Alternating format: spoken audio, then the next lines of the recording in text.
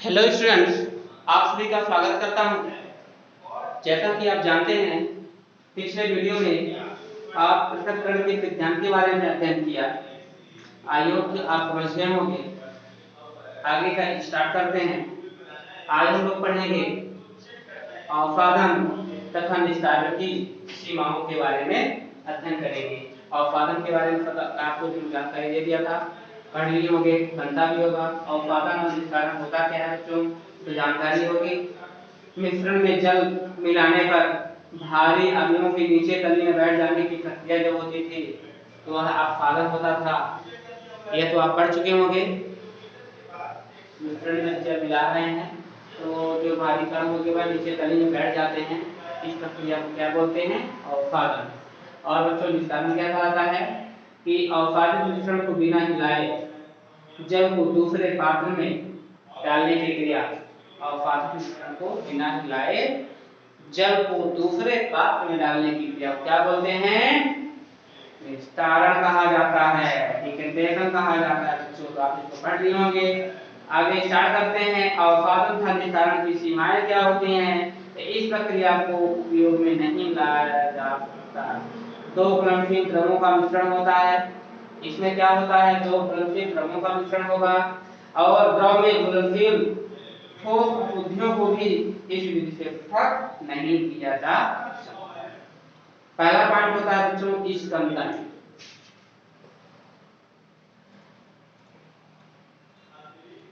क्या होता है, स्कंदन। लोडिंग और कोगुलेशन।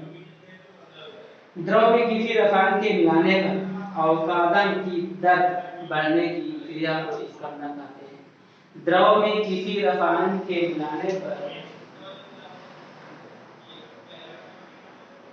द्रव में किसी रसायन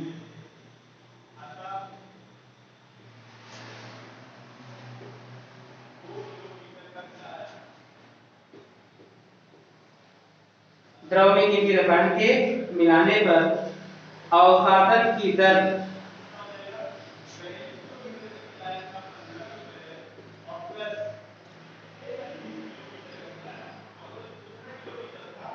अवसादन की दर बढ़ाने की क्रिया को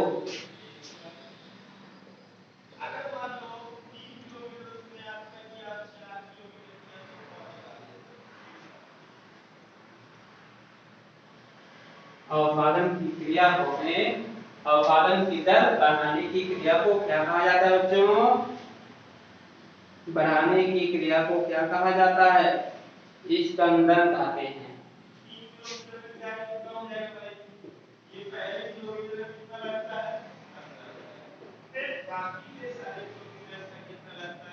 ठीक है।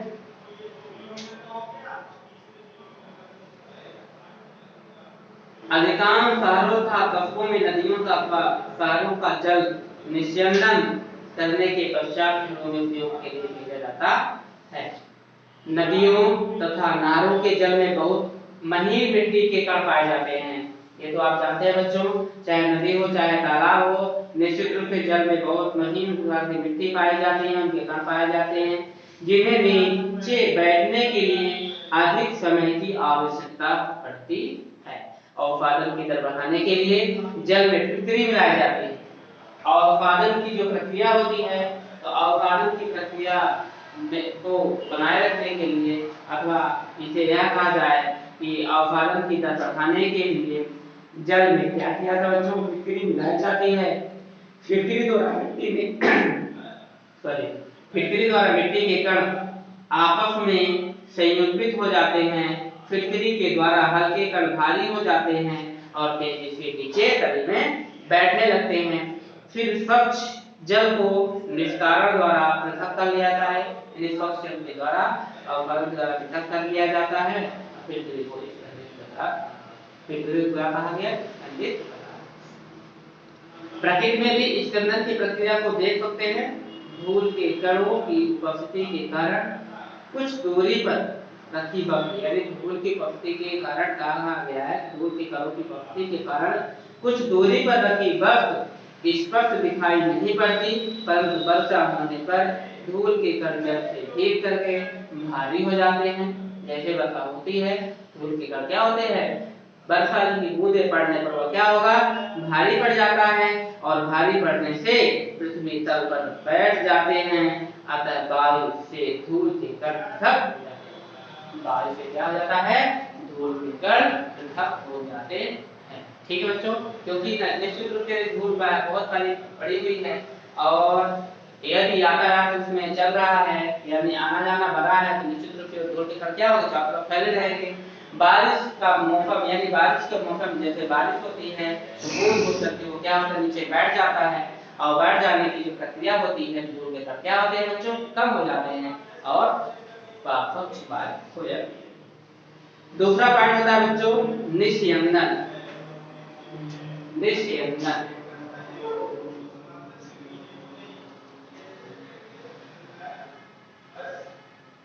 एक हमारा है निष्कर्षण, दूसरा होता है निस्यंदन, यानी फिल्ट्रेशन। कैसे फिल्टर किया जाएगा, फिल्टर का मतलब बच्चों क्या हो जाएगा, इसकी जो हिंदी है निस्यंदन, लेकिन इसको इंग्लिश में क्या बोलते हैं, फिल्टर, फिल्ट्रेशन।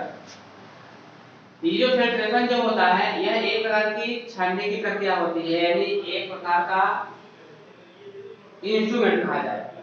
द्रव से आघूलनशील ठोस अशुद्धियों को दूर करने की क्रिया को निस्यंदन कहते हैं। द्रव से आघूलनशील ठोस,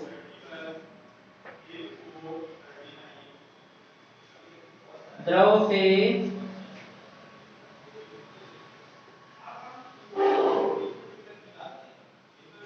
आघूलनशील, आघूलनशील मतलब क्या होगा, जो घुल ना सके।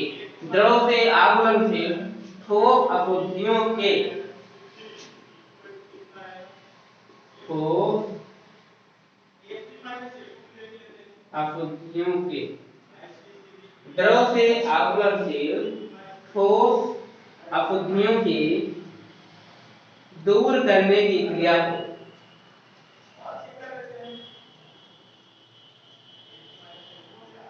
दूर करने की,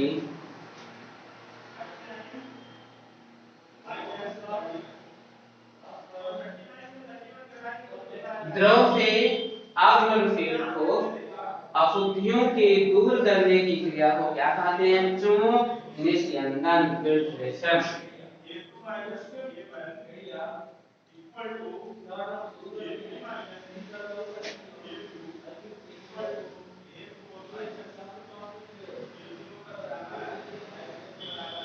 द्रव से आघूलनशील ठोस अशुद्धियों के दूर करने की जो क्रिया होती है, दूर करने की क्रिया को निस्यंदन कहा जाता है। द्रव से आघूलनशील ठोस अशुद्धियों के दूर करने की प्रक्रिया को, या दूर करने की क्रिया को निस्यंदन कहते हैं। यह कैसी प्रक्रिया है, द्रव से आघूलनशील, यानी हमारा कोई द्रव पदार्थ है, और इसमें क्या होता है बच्चों, आघूलनशील पदार्थ, माना कि द्रव द्रवित पदार्थ इसमें भरा हुआ है, ठीक है, और इसमें बड़े बड़े कण, यानी बहुत बड़े मात्रा में क्या है, कण भरे हुए हैं, ठीक। अब क्या हो, ये घुल नहीं सकता, लेकिन ये घुलित पदार्थ है, ठीक है, नीचे जो कंकड़ दिख रहा है ये घुलित है, लेकिन इसमें एक बड़े पदार्थ है, क्या था, द्रव से आघूलनशील, ये क्या हमारा होगा, आघूलनशील। द्रव से आघूलनशील ठोस अशुद्धियों के दूर करने की प्रक्रिया अथवा दूर करने की क्रिया को क्या बोलते हैं बच्चों, अलग करने की प्रक्रिया को क्या कहा जाता है, निस्यंदन कहा जाता है, ठीक है। आगे इसके समझते हैं क्या है, जब किसी द्रव से हम आघूलनशील ठोस के कणों को पृथक करना चाहते हैं तो सदैव निस्तारण सहायक नहीं होता है, इसके लिए हम निस्यंदन प्रक्रिया को प्रयोग में लाते हैं। निस्यंदन की प्रक्रिया को क्या करते हैं बच्चों, प्रयोग में लाते हैं। बहुत से पदार्थ जैसे रुई, तार की जाली, कांच की छड़, रेत, फिल्टर, पेपर निस्यंदन में प्रयोग में लाए जाते हैं। फिल्टर पेपर के छिद्र का आकार दूर किए जाने वाले कणों के आकार पर निर्भर करता है, यानी फिल्टर पेपर के छिद्रों का जो आकार होगा दूर किए जाने वाले कणों के आकार पर निर्भर करता है। प्रयोगशाला में निस्तारण की प्रक्रिया फिल्टर पेपर के प्रयोग में द्वारा की जाती है, यानी प्रयोगशाला में निस्यंदन की प्रक्रिया जो होती है फिल्टर पेपर के प्रयोग द्वारा की जाती है। इस पेपर के छिद्र बहुत छोटे होते हैं, यानी कि इस पेपर के छिद्र होते हैं बच्चों बहुत ही छोटे होते हैं और इसके द्वारा कहा जाता है कि जिन्हें नग्न आंखों द्वारा देख नहीं सकते, यानी इतने छोटे होते हैं कि नग्न आंखों की सहायता से नहीं देख पाते हैं और ये छिद्र अपने में से जल आदि द्रव गुजरने देते हैं जिससे ठोस अशुद्धियां ऊपर ही रह जाती है। वह ठोस जो इस पत्र में शेष रह जाते हैं अवशेष कहते हैं, यानी वह ठोस जो इस पत्र में क्या कहते हैं जो शेष रह जाते हैं उसे अवशेष कहते हैं। द्रव जो छिद्रों से होकर गुजरता है उसे निस्यंदन। ठीक है बच्चों, समझ में आ गया? चलिए आगे चलते हैं। फिल्टर पत्र को मोड़ने की विधि। फिल्टर पत्र जो होता है बच्चों, तो फिल्टर पत्र को मोड़ने की विधि क्या होती है? Method of folding the filter paper. Filter पत्र के गोल टुकड़े को हिलाए, इतना सा मोड़िए, पंप के आकार की गिट में लगा दीजिए। इसमें फिल्टर पत्र की पंप को मिलाने जैसे एक बजट कोई कागज हो और उस कागज में कैसे उसे मोड़ा जाता है, तो देखिए अगर हमको इसमें क्या बनाना है बच्चों, यदि हमको इसको फिल्टर बनाना है तो मान चलिए इसको कैसे मोड़ा जाता है, ये ऐसे मोड़ करके और आप चलिए की तरह काम करते हैं। कैसा हो गया ये कि अब इसके अंदर क्या फिल्ट्रेट दिया जाता है, खलल में इसी तरह आपका खाना होगा और इसको खलल इसमें डाल दिया जाता है और इसे मोड़ करके उपयोग में लाया जाता है। अवपादन तथा निस्तारण, सेडिमेंटेशन और डिकंडेशन। अशुद्धियां बड़े अशुद्धियां जो होता है बड़े कण पहले अवपादन का निस्तारण निष्कासित की जा सकती है। इसके अंदर छोटे कणों को पृथक करने के लिए फिटकरी का उपयोग किया जाता है। निस्कंदन में क्या कहा गया है? इस कंदन में कहा गया है कि छोटे कणों को पृथक करने के लिए छोटे कणों को पृथक्करण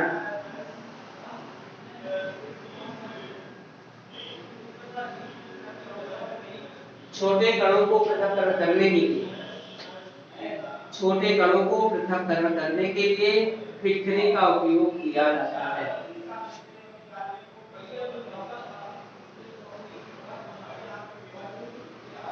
फिटकरी का उपयोग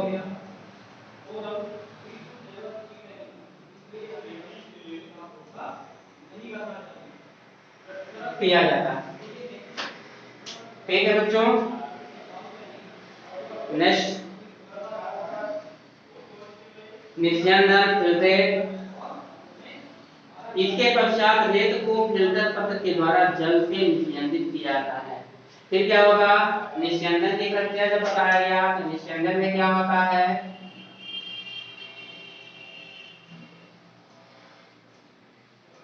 निस्यंदन में यह कहा जाता है इसके पश्चात रेत को फिल्टर पत्र यानी रेत जो होता है सैंड, रेत को फिल्टर पत्र के द्वारा जल से निस्यंदन किया जाता है। क्लोरीनीकरण क्या होता है बच्चों? जल में कीटाणुओं को नष्ट करने के लिए क्लोरीन मिलाई जाती है। जल में क्या किया जाता है? जल में कीटाणुओं को यानी कीटाणु जो भरे होते हैं जल में कीटाणुओं को अलग करने के लिए उसमें क्लोरीन मिलाई जाती है। ठीक है, तो जल में क्लोरीन को कीटाणु को अलग करने के लिए क्लोरीन मिलाई जाती है। फिर देखिए कहाँ जाता है इसमें प्लावक फ्लोटेशन। प्लावक क्रिया द्वारा हम द्रव से उन ठोस अशुद्धियों को दूर करते हैं जो द्रव से ठीक होती है। उदाहरण जैसे दूषित था जल का, यदि हम दूषित था जल के मिश्रण को बिना हिलाए कुछ समय के लिए रखते हैं तब दूसरा जल से हल्का होने के कारण दूसरा क्या होता है? जल से हल्का होने के कारण और यह तैर करके सतह पर आ जाता है जिससे सरलता से हटाया जाता है।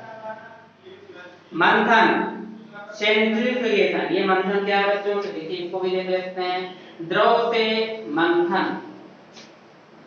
सेंट्रीफ्यूगेशन।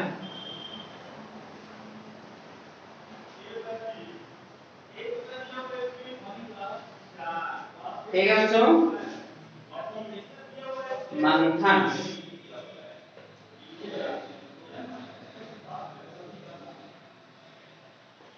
सेंट्रीफ्यूगेशन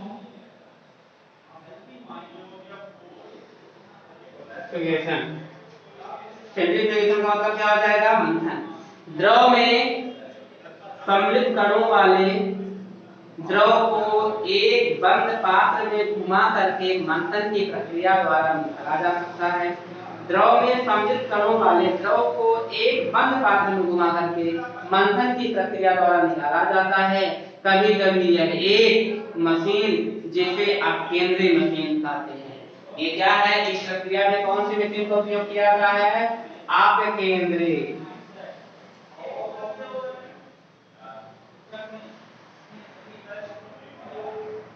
इसमें आप केंद्रीय मशीन का उपयोग किया जाता है, तो याद रखिएगा, जिसे आप केंद्रीय मशीन कहते हैं द्वारा किया जाता है, और यह तीव्र गति से घूर्णन करती है।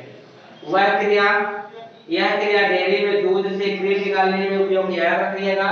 इस प्रकार की जो क्रिया होती है डेयरी में दूध से क्रीम निकालने के लिए क्रिया उसको लगाया जाता है। सेंट्रीफ्यूगेशन का मतलब यहाँ पे मान लीजिए बहुत सारा इसमें दूध भरा हुआ है, और इस प्रक्रिया को यहाँ पे डाला जाता है, मथनी की सहायता से मथ करके इससे क्रीम निकाला जाता है। ठीक है, मशीन की तीव्र गति के कारण क्रीम केंद्र में एकत्रित हो जाते हैं, तथा दूध से हल्की होने के कारण यह दूध के ऊपर तैरती है। कपड़े धोने की मशीन में यह सिद्धांत कपड़ों से पानी को निचोड़ने में प्रयोग किया जाता है। ड्रम की तीव्र गति होने के कारण कपड़े ड्रम की दीवार पर बल लगाते हैं, और ड्रम की दीवारों से पानी बह करके निकल जाता है और कपड़े सूख जाते हैं। यह प्रक्रिया क्या कहलाती है बच्चों? सेंट्रीफ्यूगेशन कहलाती है। द्रव से घुलनशील ठोस का पृथक्करण। अब हम नेक्स्ट पॉइंट पढ़ेंगे, द्रव से घुलनशील ठोस का पृथक्करण। द्रव से घुलनशील ठोस का पृथक्करण।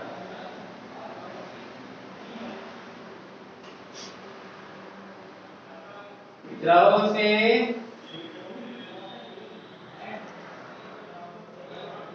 घुलनशील ठोस का पृथक्करण। द्रव से घुलनशील ठोस का पृथक्करण का मतलब क्या हुआ कि पहला पॉइंट है वाष्पन।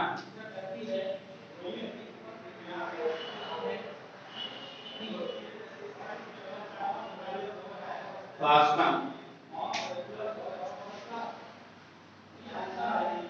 वह प्रक्रिया जिसके द्वारा हम द्रव में घुलनशील ठोस को पृथक करते हैं। वह प्रक्रिया जिसके द्वारा हम द्रव में घुलनशील ठोस को पृथक करते हैं वाष्पन कहलाती है। यह प्रक्रिया समुद्री जल से साधारण नमक प्राप्त करने के लिए प्रयोग में लाई जाती है। मतलब कहने का कि यह प्रक्रिया समुद्री जल से साधारण नमक, यानी समुद्री जल से क्या किया जाता है? साधारण नमक प्राप्त करने के लिए प्रयोग में लाई जाती है। द्रव को इसके क्वथनांक से नीचे गर्म करने पर भाप में बदलने की प्रक्रिया वाष्पन कहलाती है। द्रव से इसके क्वथनांक से नीचे गर्म करने पर द्रव में बदलने की जो प्रक्रिया होती है उसे हम क्या कहते हैं? वाष्पन। तो वाष्पन की अगर आपको डेफिनेशन लिखना है तो बच्चों क्या लिखेंगे डेफिनेशन? कि वह प्रक्रिया जिसके द्वारा हम द्रव में, वह प्रक्रिया जिसके द्वारा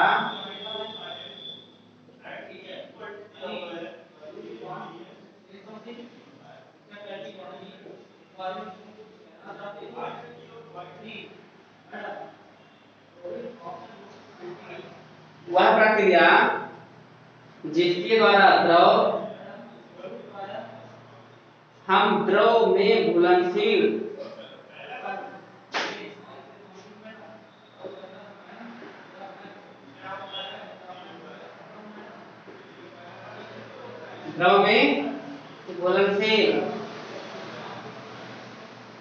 वह प्रक्रिया जिसके द्वारा द्रव में घुलनशील ठोस को पृथक करते हैं।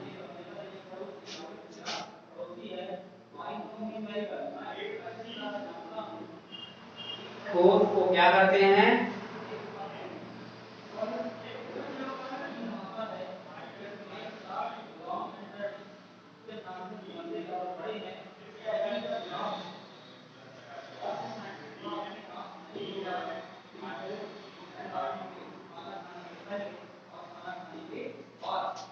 वाष्पन कहलाती है।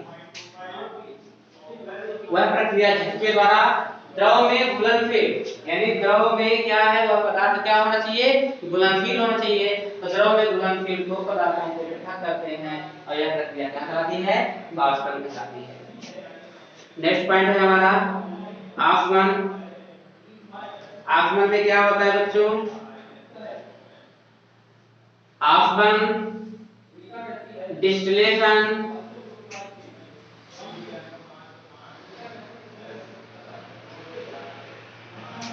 आसवन के द्वारा कहा जाता है कि द्रव को गर्म करने पर वाष्प में बदलना तथा अन्य बर्तन में ठंडा कर वाष्प में पुनः द्रव बदलने की प्रक्रिया आसवन कहलाती है। द्रव को गर्म करने पर वाष्प में बदलना,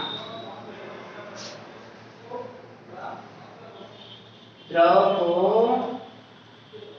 गर्म करने पर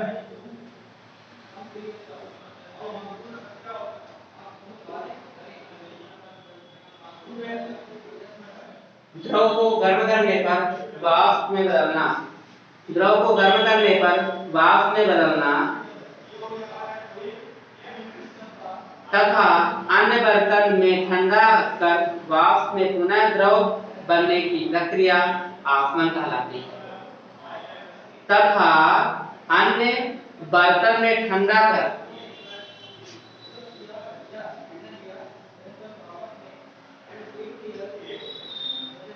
अन्य बर्तन में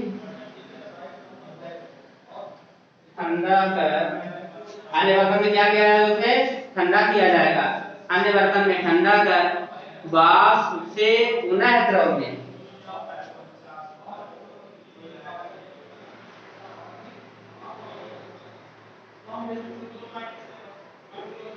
वाष्प से पुनः द्रव में बदलने की प्रक्रिया या द्रव बनने की क्रिया, वाष्प से पुनः द्रव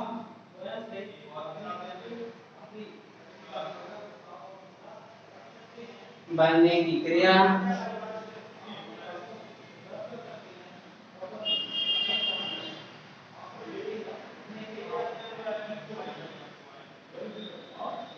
आसवन कहलाती है। ठीक, यह आपका आसवन हो गया। प्रयोगशाला में प्रयोग करने के लिए उपयोग में लाया जाने वाला द्रव, लाया जाने वाला जल शुद्ध होना चाहिए। नल से लाने अथवा नल से आने वाले जल में घुलनशील लवणों की थोड़ी मात्रा पाई जाती है, जो प्रयोग में अथवा प्रयोग के समय कठिनाई उत्पन्न करते हैं। यह जल शुद्ध तथा स्वच्छ होना चाहिए। जल को उबलने तक गर्म किया जाता है, जिससे पुनः जल प्राप्त हो जाता है और जल में घुलनशील लवण शेष बच जाते हैं और इस प्रकार प्राप्त जल शुद्ध होता है। प्राप्त जल क्या होगा बच्चों? इससे शुद्ध होता है, इसे अशुद्ध जल कहते हैं। जो हमारा जल क्या होगा? शुद्ध होता है, उसे हम क्या कहते हैं बच्चों? अशुद्ध जल कहा जाता है।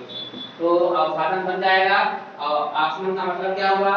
द्रव को जब गर्म किया जाता है, निश्चित रूप से आप एग्जांपल आप प्रयोग कर सकते हैं।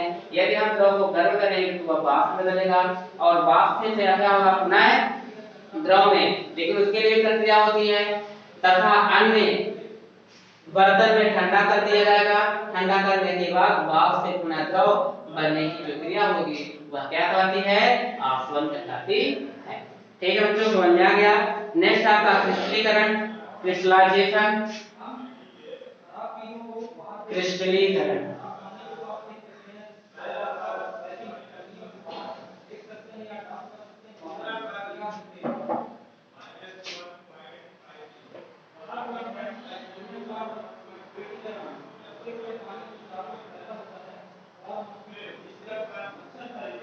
क्रिस्टलीकरण, क्रिस्टलाइजेशन।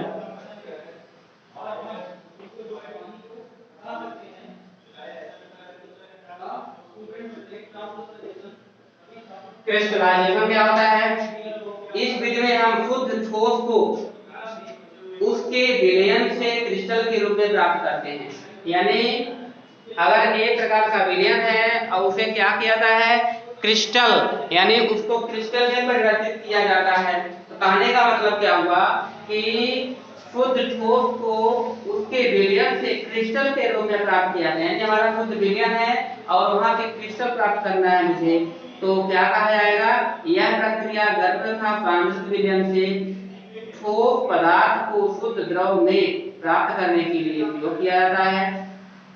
उदाहरण है चीनी, फिटकरी, कॉपर सल्फेट आदि के क्रिस्टल गर्म करने पर प्राणिक विलयन से प्राप्त किए जाते हैं।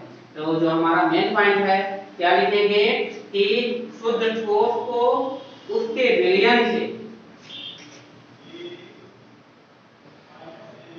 शुद्ध ठोस को उसके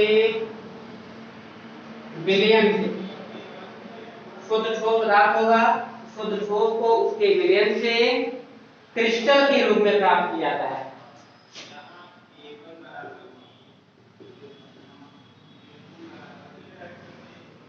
क्रिस्टल के रूप में प्राप्त किया जाता है। लास्ट है आपका क्रोमेटोग्राफी।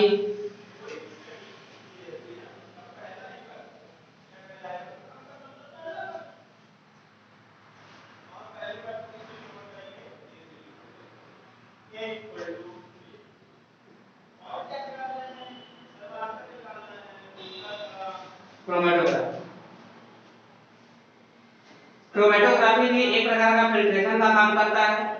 इस तकनीक द्वारा अथवा गैसों के मिश्रण से सूक्ष्म मात्रा में उपस्थित घटकों को पृथक किया जाता है। इसका उपयोग मिश्रण में उपस्थित द्रवों को पहचानने में, यानी इसका उपयोग मिश्रण में उपस्थित द्रवों को पहचानने के लिए में लाया जाता है।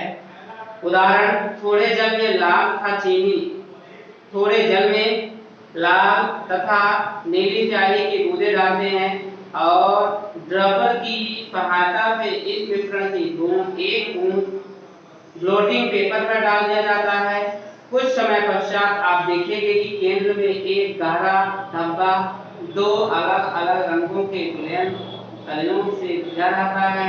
मिश्रण के घटक अलग अलग पहचाने जाते हैं। यह क्रिया इस सिद्धांत पर आधारित है, फ्लोटिंग पेपर द्वारा विभिन्न रंगों के अवशोषण की दर एक दूसरे से भिन्न होती है।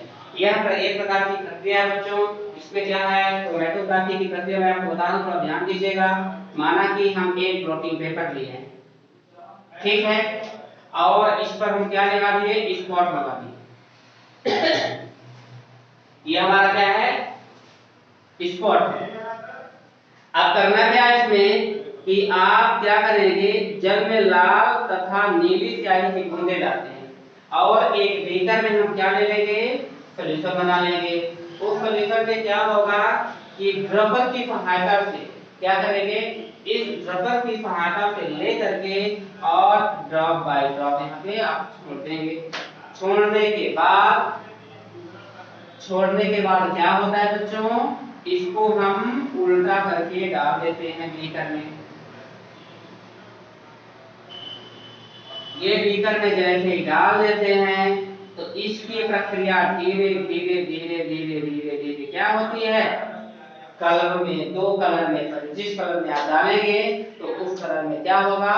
ड्रॉप वगैरह अपने आप ये प्रक्रिया होती है क्रोमेटोग्राफी, और निश्चित रूप से लाइनिंग के रूप में आपका ऊपर की ओर प्रसार हो जाता है। ठीक है बच्चों, धीरे धीरे क्या होगा? इसमें भी सोख लेगा। इसका मतलब क्या हुआ? यह एक प्रकार का प्रयोग है और इस प्रयोग के माध्यम से जब ये फ्लोटिंग पेपर आपका कलर्ड हो जाता है तो यह पता चल जाता है कि आपका प्रयोग सफल हुआ। ये कब होता है बच्चों प्रक्रिया? स्याही की डॉट यहाँ पे डालेंगे और इसको ऐसे रख देंगे और रखने के बाद उसमें यहाँ पे वाटर भरा हुआ है, धीरे धीरे धीरे धीरे क्या होता है, थोड़ी सी मात्रा, ज्यादा मात्रा नहीं रहेगा वाटर, थोड़ी सी मात्रा, लेकिन आपका वाटर यहाँ पे इतने के अंदर है, ठीक है, लेकिन आपका जो इसमें क्रोमेटोग्राफी द्वारा जो प्रयोग होगा धीरे धीरे धीरे धीरे स्टेप बाय क्या होगा, दो कलर में प्राप्त हो जाते हैं। फिर आप उसको निकाल लिया जाता है, निकालने के बाद उसको सुखा लिया जाता है और फिर से एक स्केल की सहायता से मापा जाता है। मापने के बाद पता चलता है कितने सेंटीमीटर यहाँ पे ग्लोटिंग में रंग चढ़ा हुआ है। ठीक है, नेक्स्ट पॉइंट होता है मिश्रण से शुद्ध पदार्थ का पृथक्करण, बहुलक पृथक्करण। इसमें बच्चों क्या होगा, बहुलक पृथक्करण का मतलब क्या हुआ, क्रोमेटोग्राफी पढ़ चुके हैं, बहुलक पृथक्करण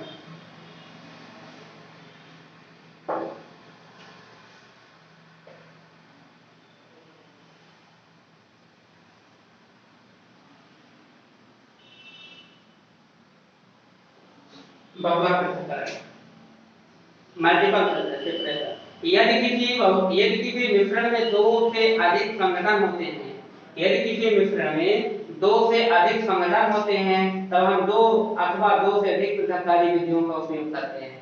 मतलब दो से अधिक प्रकार का संघटन है, दो से अधिक प्रकार का जब संघटन होता है तो हम इसमें क्या करते हैं, दो से अधिक प्रकार की विधियों का उपयोग करते हैं। इसमें कहा जाता है जैसे साधारण नमक, सल्फर, अमोनियम क्लोराइड। साधारण नमक का सूत्र क्या होगा बच्चों, जो आप नमक का यूज करते हैं, खाना खाते हैं, खाना खाते समय नमक का यूज करते हैं तो उसका सूत्र क्या होगा, NaCl। ठीक है, इसको साधारण नमक बोलते हैं। और क्या है, एक सल्फर है बच्चों, गंधक इसको बोलते हैं, और अमोनियम क्लोराइड। अमोनियम क्लोराइड का सूत्र क्या होगा, NH4 और C और F। इसका नाम क्या है, अमोनियम क्लोराइड। तथा लोहे के चूर्ण के मिश्रण से संघटनों को पृथक करना है। सबसे पहले हम चुंबक की सहायता से लौह चुंबक को पृथक करते हैं। बचे मिश्रण को जल में रखिए, नमक जल में घुल जाता है, घुल जाएगा, इसे निस्यंदन व क्रिस्टलीकरण द्वारा प्राप्त कर लेते हैं। ऊर्ध्वपातन की क्रिया द्वारा मिश्रण से अमोनियम क्लोराइड, ऊर्ध्वपातन की जो प्रक्रिया होती है उससे अमोनियम क्लोराइड क्या कर जाता है, अमोनियम क्लोराइड को प्राप्त कर लिया जाता है और सल्फर शेष बच जाता है। मिश्रण से पृथक्करण के सुझाव, क्या क्या सुझाव दिया तो ये देख लीजिए। द्रव में घुलनशील ठोस को वाष्प द्वारा पृथक किया जाता है। द्रव में घुलनशील ठोस जो होता है उसको वाष्प के वाष्पन की प्रक्रिया द्वारा पृथक किया जाता है।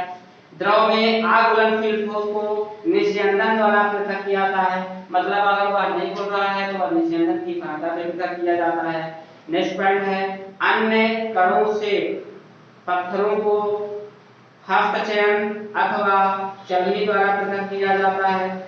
साधारण नमक के अमोनियम क्लोराइड यानी साधारण नमक से अमोनियम क्लोराइड को ऊर्ध्वपातन द्वारा पृथक किया जाता है।